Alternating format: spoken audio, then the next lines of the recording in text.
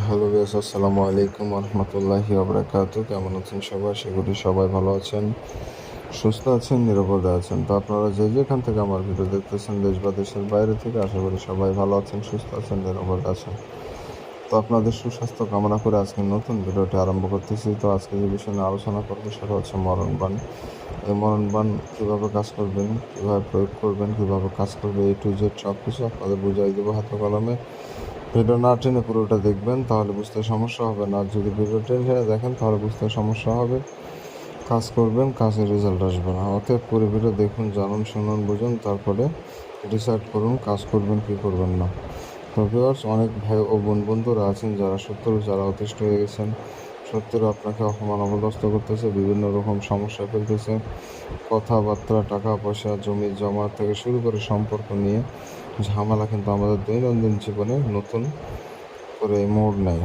বা এটা আহামরি মানে বিরল কোনো বিষয় নয়, এটা সবার জীবনে হয়। তো এই শত্রুতা হতে হতে এমন পর্যায়ে চলে যায় যে তাকে বাঁচিয়ে রাখার আর পরিকল্পনা থাকে না, বা তাকে বাঁচিয়ে রাখলে আপনার ক্ষতি হয়ে যাচ্ছে, দেওয়ালে পিঠ ঠেকে গেছে।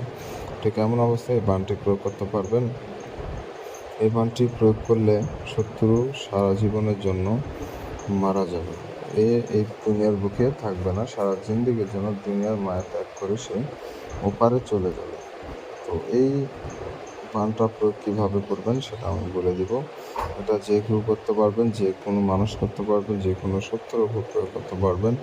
সে হিন্দু হোক, বৌদ্ধ হোক, খ্রিস্টান হোক, যে কোনো ধর্মের হতে পারে।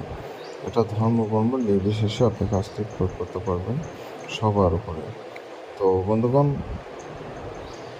যে আদতীয় শত্রু তার উপরে প্রয়োগ করবেন, যার সাথে কোনো শত্রুতা নাই, যে ভালো ব্যক্তি এমন ব্যক্তির উপর প্রয়োগ করার থেকে বিরত থাকবেন।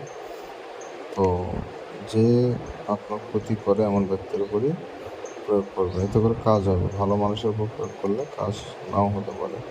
তো বিষয়টা মাথায় রাখবেন।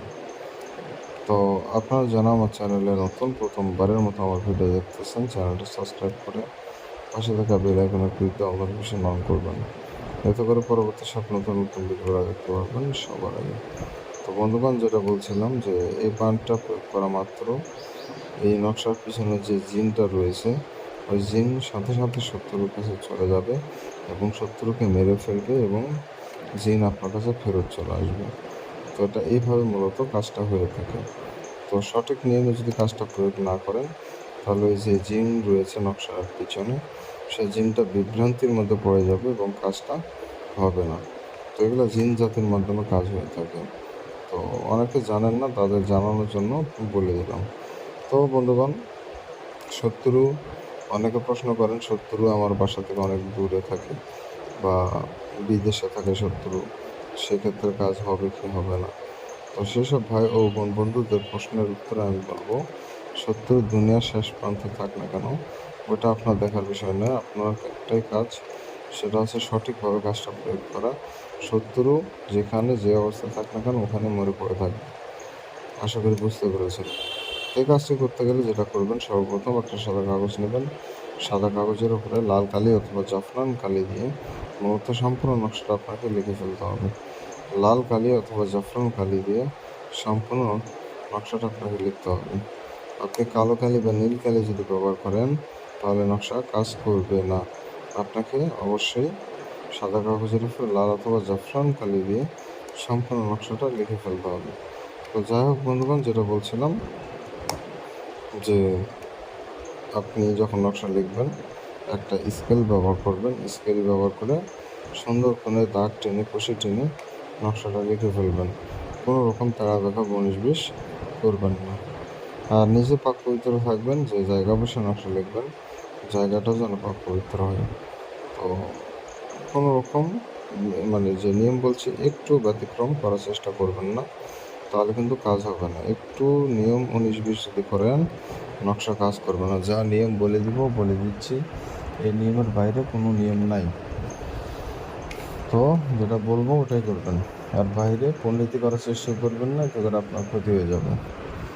তো এভাবে করে নকশাটা অঙ্কন করবেন, যেটা বললাম সেই নিয়ম অনুযায়ী করবেন। আর পাক পবিত্র থাকবেন। নকশা লেখার সময় কারোর সাথে কোনো রকম কথাবার্তা বলবেন না। নকশা লেখার সময় কারোর সাথে কথা বলা যাবে না। একাই নিরিবিলি জায়গায় বসে নকশা লিখবেন। ফাঁকা জায়গা বা ফাঁকা ঘরে বসে নকশা লিখবেন। আর নকশাটা রাত 10টার পর লিখতে হবে শুক্রবারের দিনে। শুক্রবার দিন রাত 10টার পর নকশা লিখতে পারবেন। আর এই মনে করেন শুক্রবার দিন ব্যতীত অন্য কোনো দিনে যদি নকশা লেখেন, নকশা কাজ করবে না। তো অবশ্যই শুক্রবারে আপনার কাজটা করতে হবে। তো নকশা লেখা হয়ে গেলে আপনার নকশার নিচে নাম দিতে হবে। প্রথমে দিবেন শত্রুর নাম, যাকে মারবেন সেই শত্রুটার নাম দিবেন, তার নিচে তার পিতার নাম দিবেন। এভাবে করে নামগুলো দিয়ে দিবেন, তাহলে নকশাটা প্রস্তুত হয়ে যাবে। নকশাটা প্রস্তুত হয়ে যাবে। আর আপনার কিছু করতে হবে না। এই নকশাটা আপনাকে আগুনে পোড়াই ফেলতে হবে।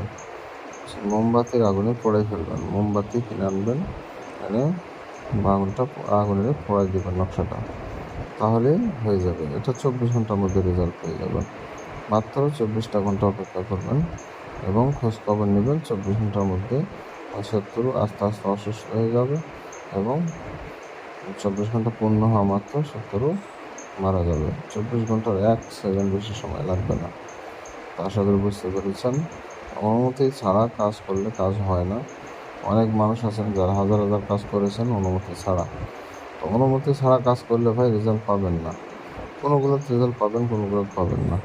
আর অনুমতি নিলে আপনার পাকাপোক্তভাবে কাজটা গ্যারান্টিযুক্ত হয়। তো অনুমতি যে কোনো সিদ্ধ গুরুর থেকে অনুমতি নিয়ে আমার এই কাজটা করে নেবেন, অথবা আমার থেকে অনুমতি নিতে পারেন। অনুমতি নেওয়ার জন্য 2টা শর্ত পালন করতে হয়। 1 নম্বর, আমার চ্যানেল সাবস্ক্রাইব করতে হবে। 2 নম্বর হচ্ছে কমেন্টে নিজের নাম লিখে দিয়ে যেতে হবে। আপনি কমেন্টে যা লিখবেন, আমার নাম অমুক, আমি এই কাজের অনুমতি চাচ্ছি, এইটুকু লিখেই আপনি কাজ শুরু করে দেবেন। আমার মুখ থেকে অনুমতি নেওয়া লাগবে না। এই চ্যানেল সাবস্ক্রাইব করা এবং কমেন্টের নাম যে লিখে তাদেরকে মন থেকে অনুমতি দেওয়াই আছে আমার অলরেডি। তো ভালো থাকবেন, সুস্থ থাকবেন। দেখা হচ্ছে পরবর্তী কোনো এক নতুন ভিডিওতে। আল্লাহ হাফিজ।